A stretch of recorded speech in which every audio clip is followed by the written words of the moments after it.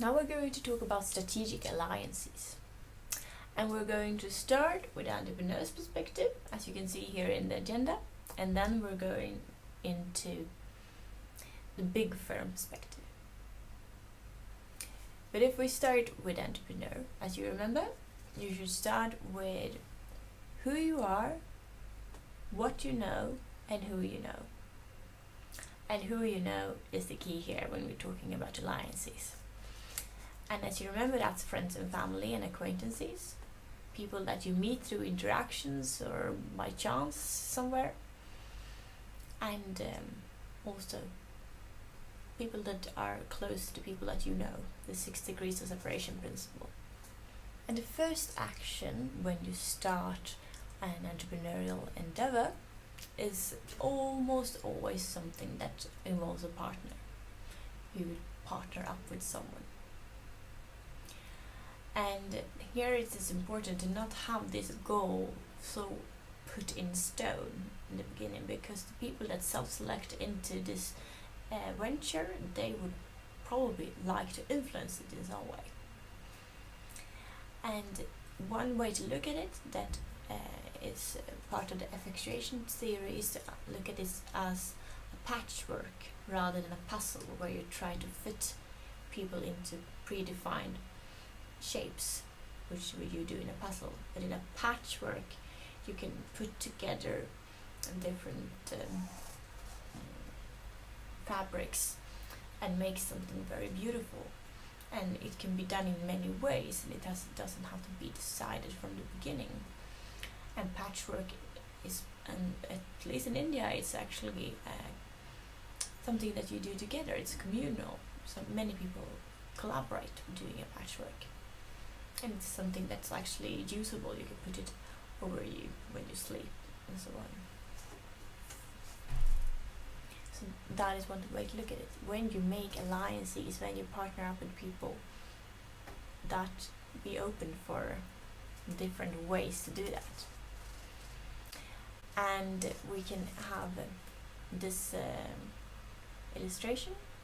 So here we have the entrepreneur that is open to change, and then that person goes out into the world and find participants and get advice from people and go about in this not linear process and not straightforward road, and eventually get commitment from people.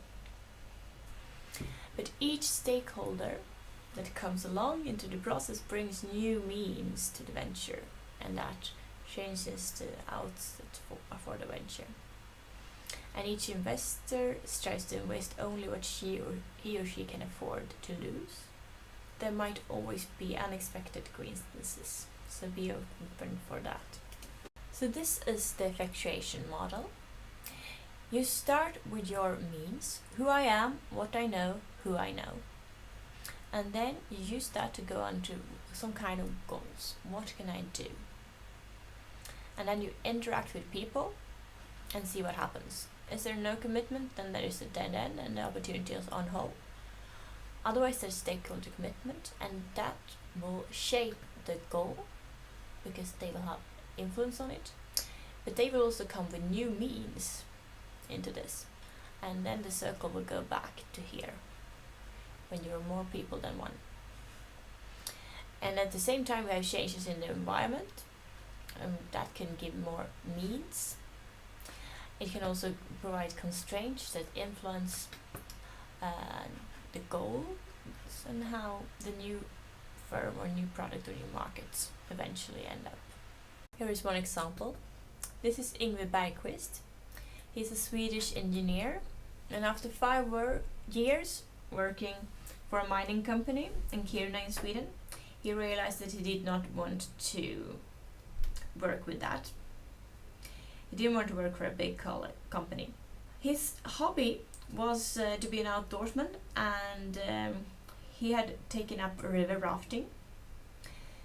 One day a tourist asked him for a ride on the river, and suddenly he was in business.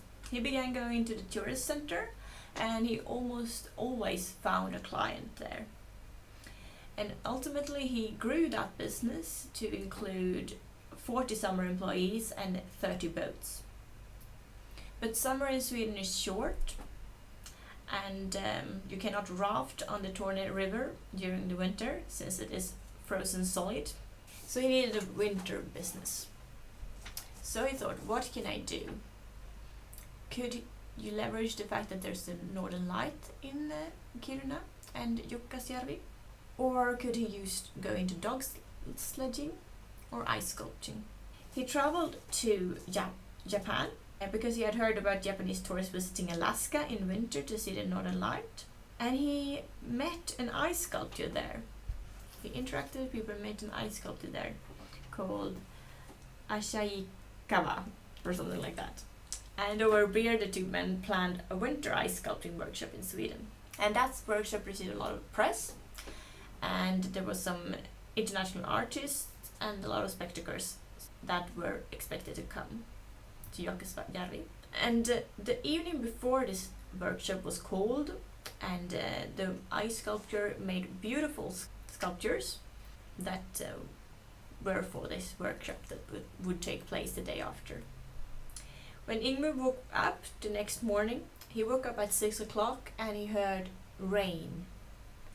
The temperature was 7 degrees and it was raining. So the ice sculptures, they melted away.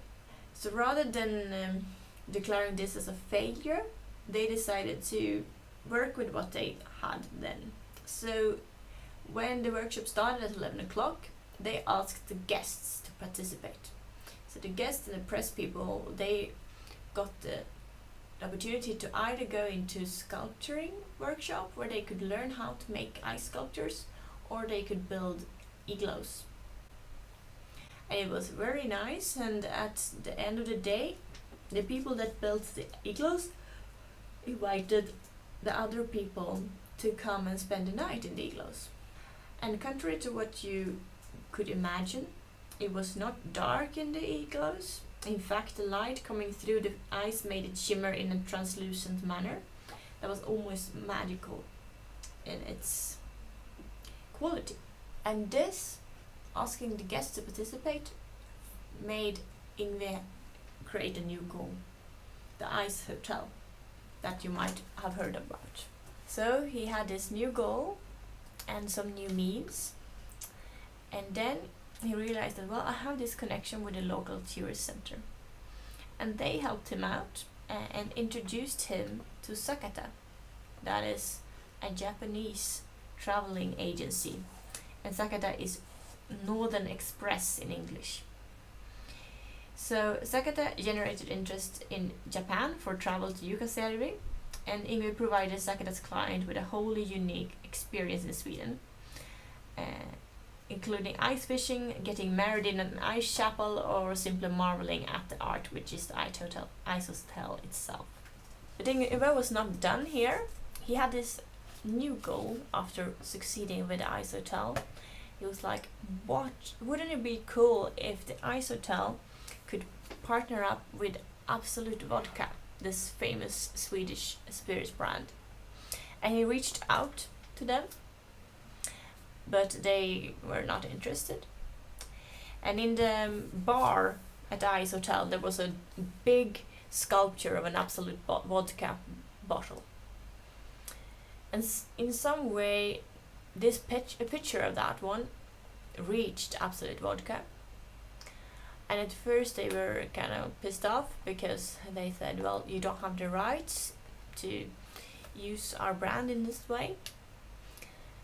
But then they realized, this is actually good. So they decided to accept, and they formed the partnership.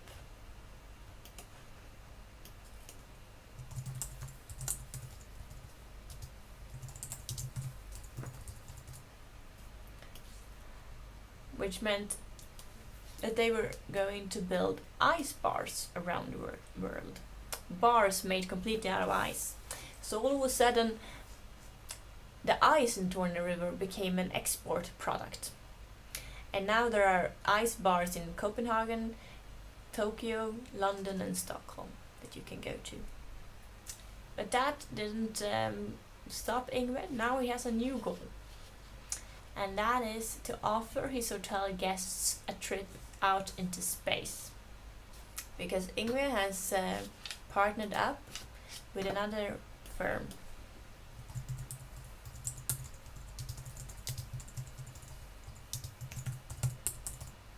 Virgin Galactic.